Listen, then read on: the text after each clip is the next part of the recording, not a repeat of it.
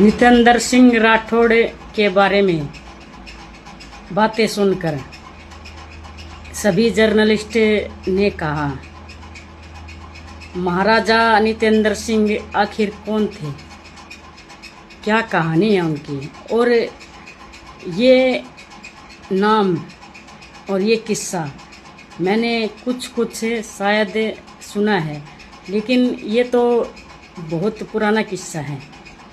ये तो बहुत सालों पुराना किस्सा है।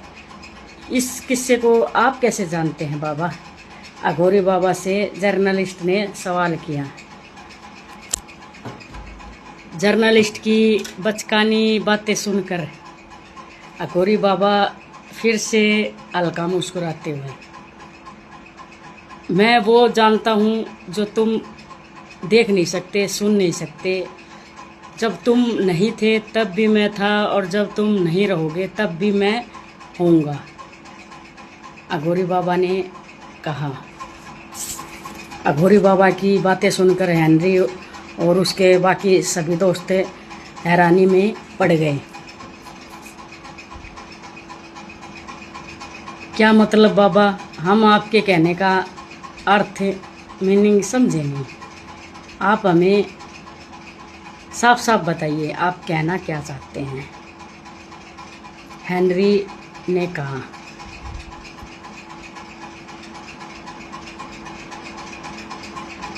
यही कि जब तुम नहीं थे तब भी मैं था, जब तुम नहीं होगे तब भी मैं होऊंगा, और इसलिए मुझे राजा नितेंद्र सिंह के बारे में सब कुछ मालूम है, और नितेंद्र सिंह के पुनर्जन्म के बारे में भी सब कुछ मालूम है, अघोरी बाबा ने कहा। इसका मतलब है ये कहानी बहुत इंटरेस्टिंग होने वाली है, और ऐसी कहानियों की तलाश में ही तो हम जर्नलिस्ट ऐसे खूंखार जंगलों में भटकते रहते हैं, यही सोचकर कि क्या पता कोई संत साधु आप जैसा अघोरी मिल जाए, कोई पुरानी कहानी किससे सुनाने के लिए। लेकिन बाबा, आपके कहने का अर्थ मैं अब भी नहीं समझा। मृत्यु एक सत्य है, एक टाइम है मृत्यु का, लेकिन आप ज़्यादा बूढ़े भी नहीं लगते, लेकिन जवान भी नहीं लगते, तो मैं थोड़ा कंफ्यूज हूँ आपको लेकर, हेनरी ने कहा, जो बाकी जर्नलिस्ट में सबसे सीनियर पोस्ट पे था। उसी का नाम था हेनरी। बाबा, आप ज़्यादा बूढ़े नहीं लगते और जवान भी नहीं लगते। आप बोल रहे हैं कि आप जब मैं नहीं था जब भी थे, और जब मैं नहीं होऊंगा तब भी होगे। इसका अर्थ मैं समझा नहीं। हेनरी ने फिर से अपना सवाल दोहराया। हेनरी की बातें सुनकर अघोरी बाबा, तुम्हारे लिए जन्म मृत्यु दोनों अनुभव है, और शायद जिंदगी के लिए दोनों अनुभव होना जरूरी भी है। लेकिन अगर कोई तुमसे बोले कि तुम्हारी मृत्यु कुछ दिनों बाद होने वाली है, तो तुम क्या करोगे? और सामने तुम्हारे खुद साक्षात भगवान शिव आकर खड़े हो जाए और तुम्हें वरदान लेने को कहे कि कुछ समय बाद तुम्हारी मृत्यु होने वाली है, और बताओ तुम्हें क्या वरदान चाहिए, तो तुम क्या मांगोगे? अघोरी बाबा ने हेनरी से सवाल किया। अघोरी बाबा का सवाल सुनकर हेनरी, ऑफ कोर्स अमरता मांगूंगा। मेरे जीवन का अंत कभी ना हो, मुझे मौत का दुख कभी ना सताए, ऐसी अमरता मांगूंगा, हेनरी ने जवाब में कहा। और यही गलती मैंने की। हेनरी की बातें सुनकर, हेनरी का जवाब सुनकर अघोरी बाबा ने कहा, यही गलती मैंने की। वर्षों की तपस्या के बाद भगवान शिव जब प्रसन्न हुए, खुश हुए, तो उन्होंने मुझसे वरदान मांगने को कहा। तो मुझे सबसे अच्छा वरदान यही लगा कि मेरी कभी मृत्यु ना हो, मैं हमेशा अमर रहूं, मैं चारों युग देख सकूं और चारों युगों के बदलाव को महसूस कर सकूं, चारों युगों के पाप सुख दुख को अनुभव कर सकूं, मैं चारों अवतार को देख सकूं। और इसीलिए मैंने भगवान शिव से अमरता का वरदान मांग लिया और भगवान शिव ने खुश होकर मुझे वो वरदान दे दिया। अघोरी बाबा ने कहा, तो अच्छा ही हुआ ना बाबा, आपको जो चाहिए था भगवान शिव ने आपको वो दिया। लेकिन क्या ये सत्य है भगवान शिव इस धरा पर आ सकते हैं? इस पृथ्वी लोक पर भगवान शिव, किसी के प्रार्थना में इतना दम है? क्या मंत्र जाप, मंत्र शक्ति में, तंत्र साधना में इतना शक्ति है कि स्वयं भगवान को भी झुकना पड़ जाए? हेनरी ने कहा, सब कुछ संभव है और पहले संभव हुआ भी करता था। मैं तुमको समझाता हूँ कैसे इस सृष्टि का निर्माण हुआ, कैसे अंत, कैसे क्या चीज़ें किस लोक के लिए बनी हैं, वो सब कुछ मैं तुम्हें समझाऊंगा। लेकिन कभी कभी वरदान भी श्राप लगने लगता है। अघोरी बाबा ने कहा, वो क्यों बाबा? आपको तो खुश होना चाहिए ना, कभी आपको मृत्यु का कष्ट नहीं होगा। मृत्यु का एक मौत ही ऐसी चीज़ है जिससे सबसे ज़्यादा डरता है इंसान। एक मौत से बचने के लिए ना जाने क्या क्या करता है इंसान। और फिर आप तो अमर हैं, आपको दुख कैसा? आपको मृत्यु कभी छू नहीं पाएगी, मौत कभी आ नहीं पाएगी। तो आपको खुश होना चाहिए। और आप वरदान को श्राप बोल रहे हैं? हेनरी ने कहा, हाँ, वरदान भी श्राप लगने लग जाते हैं। और तुम नादान हो। अगर मैं तुमसे ये कहूँ कि तुम्हारा पूरा परिवार बिखर जाए या फिर तुम्हारे पूरे परिवार को, तुम्हारे जितने भी चाहने वाले हैं, सगे संबंधी, सब की मृत्यु हो जाए, लेकिन तुम जिंदा रहो और तुम मौत मांगो, तुम्हें मौत भी ना मिले, तो वो वरदान तुम्हें कैसा लगेगा? अघोरी बाबा ने कहा, ऑफ कोर्स बुरा लगेगा, ऑफ कोर्स वो वरदान शायद मुझे श्राप ही महसूस होगा। हेनरी ने जवाब दिया, तो मेरे साथ भी ऐसा ही है। मैं वर्षों से तपस्या कर रहा हूँ इन जंगलों में। मैंने चारों युग देखे हैं और चारों युगों का सार मैंने समझा है। भगवान शंकर को स्वयं अपनी इन आँखों से देखा है मैंने।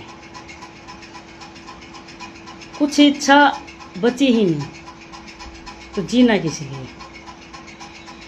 एक्चुअल में मृत्यु एक वरदान है जो इंसानों को बगैर मांगे मिली है।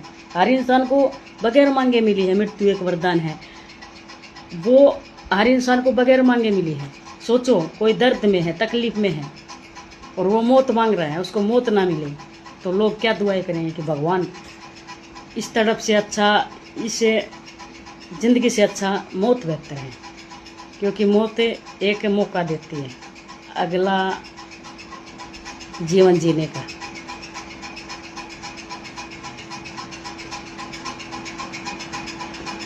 इसलिए कभी कभी अमरता का वरदान अभिशाप जैसा लगता है। अब हम बात करते हैं श्री बजरंगबली की, उनसे पूछना। और मैं भी कैसी बातें कर रहा हूँ, वो तुमसे मिलेंगे भी क्यों मिलेंगे? उनको श्री राम के अलावा कुछ चाहिए नहीं। ऐसा क्या था जो उनके पास नहीं है? नौ निधि, अष्ट सिद्धि के दाता, श्री बजरंगबली महाराज, शिव के अवतार, शिव के अंश, वो क्या नहीं पा सकते थे। माता सीता ने उनको ऐसा वरदान देकर, उन्होंने कभी अमरता नहीं चाही, लेकिन माता सीता ने अपने भक्तों के कल्याण के लिए, अपने भक्तों के रक्षा के लिए, धर्म की रक्षा के लिए, कलयुग के में जागृत अवस्था में रहने के लिए, भगवान की गैर मौजूदगी में इस दुनिया का, इस पृथ्वी का ध्यान रखने के लिए हनुमान जी को अमरता का वरदान दिया गया है। लेकिन क्या वो राम से बिछड़ के खुश हैं? अगर उनसे कोई पूछे कि राम के बदले में क्या चाहिए, तो क्या वो कुछ मांग पाएंगे? क्या उनको मोतियों से लदे खजाने चाहिए? वो अष्टसिद्धि निधि के दाता हैं, वो स्वयं भगवान शिव के अवतार हैं, और उनके लिए अमरता एक अभिशाप है। संसार के लिए वो जग कल्याण है, भगवान के वरदान के अनुसार वो जग कल्याण है, लेकिन भगवान राम से बिछड़ के श्री बजरंगबली जी के लिए वो चीज़ें एक अभिशाप हैं। महबूब से बिछड़ के जिंदा रहना श्राप ही लगता है। अघोरी बाबा ने जवाब दिया, लगता है बाबा आपने कभी किसी से प्यार किया था, आपको कभी किसी से प्यार हुआ था। आप ऐसे ही संत नहीं बने, आप ऐसे ही अघोरी नहीं बन गए। आपकी बातों से लगता है कि आपके दिल में गहरे जख्म हैं। और मेरा एक सवाल है बाबा आपसे, जब भगवान शंकर आपके सामने आपकी तपस्या से प्रसन्न हुए तो सिर्फ एक ही वरदान क्यों मांगा आपने?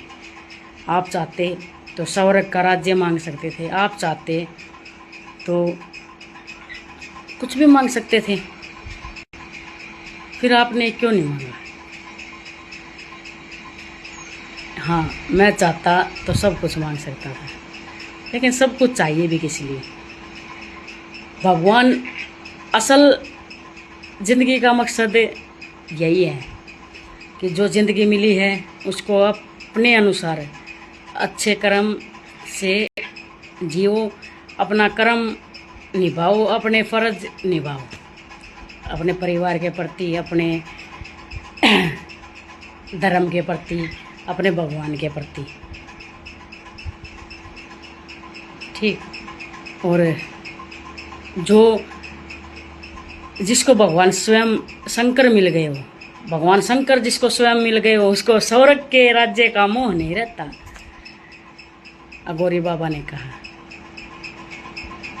लेकिन अगर भगवान शंकर किसी नॉर्मल इंसान को, किसी आम इंसान को वरदान लेने के लिए कहते तो शायद पूरी पृथ्वी पर राज्य मांग लेता हो। हेनरी ने कहा, हाँ शायद मूर्खों से भरी पड़ी है ये दुनिया। कुछ मूर्ख कहते हैं कि मंत्र जाप में कोई शक्तियाँ नहीं, लेकिन असलियत यही है कि उन मंत्र जाप से सब कुछ होता था, सब कुछ प्रकट किया जा सकता था, सब कुछ मिटाया जा सकता था, सब कुछ बनाया जा सकता था। लेकिन भगवान शंकर और भगवान विष्णु के बीच की जो मीटिंग हुई, उस मीटिंग में ये तय हुआ कि ये पृथ्वी लोक एक कर्म भूमि है। अगर मंत्र जाप से ही सब कुछ बना लेगा, पा लेगा, सब कुछ कर लेगा इंसान, तो फिर कोई कर्म क्यों करेगा? कोई अपना पेट भरने के लिए कर्म क्यों करेगा? कोई अपना आशियाना बनाने के लिए कर्म क्यों करेगा? और जब कोई अपना पेट भरने के लिए, रोजी रोटी कमाने जाएगा नहीं, तो वो कर्म कैसे करेगा? अच्छा या बुरा जो भी, किस तरीके से उसके मन में ख्याल आएंगे, किस तरीके से उसके मन में लोभ मोह माया घर करेंगे, कैसे होगा? कर्म क्षेत्र में अगर चुटकी बजाते ही मंत्र से सब कुछ हाजिर हो जाएगा, तो कैसे कोई इंसान, क्यों कोई इंसान कर्म करेगा? हर कोई भगवान को पालेगा, हर किसी के लिए ये आम चीज़ें होंगी। तो क्या साधना और भगवान को पाना और तंत्र साधना, तंत्र मंत्र यंत्र साधना इतनी आसान है। भगवान विष्णु ने ये कहा। और अगर मंत्र जाप से ही इंसान सब कुछ पा लेगा तो फिर माँ जगदम्बा ने हमें अलग अलग कार्यभार क्यों सौंपा है? भगवान शंकर आपको संहार का, ब्रह्मा जी को आविष्कार का और मुझे विष्णु को पालनकर्ता का कार्यभार क्यों दिया गया है? जब सब कुछ इंसान मंत्र जाप से पालेगा तब भगवान शंकर ने सभी मंत्रों को कीलित किया था, यानी लॉक किया था, जिसको कोई विरला पुरुष या महिला ही पा सकते हैं। जिनके ऊपर भगवान शंकर और माँ जगदम्बा की विशेष कृपा होगी वही पा सकते हैं। जिनके लिए मुक्ति के द्वार खुलने होंगे वही उन मंत्र जाप से लाभ पा सकेंगे।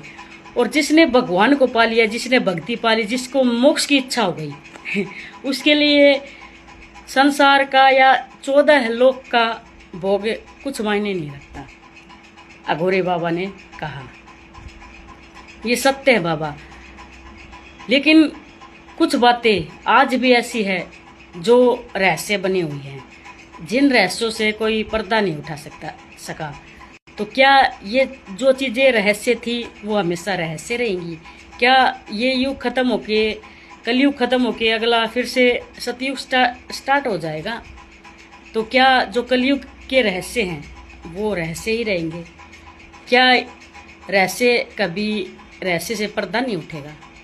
एंड्री ने बाबा से पूछा। माँ जगदम्बा अधिष्ठात्री जो 14 भुवन की स्वामिनी है, उसने इस संसार और बाकी के जितने भी लोग हैं सबको बहुत सोच समझ कर बनाया है। और वो चीज़ें तुम्हें धीरे धीरे बताऊंगा, मैं समझाऊंगा।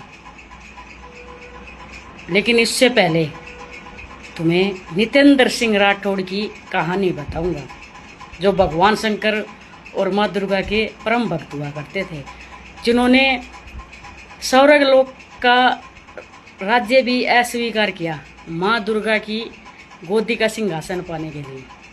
ऐसे राजा नितेंद्र सिंह राठौड़ की कहानी मैं तुमको बताता हूँ। जय श्री राम, हर हर महादेव। आज के लिए इतना ही, नेक्स्ट पार्ट में।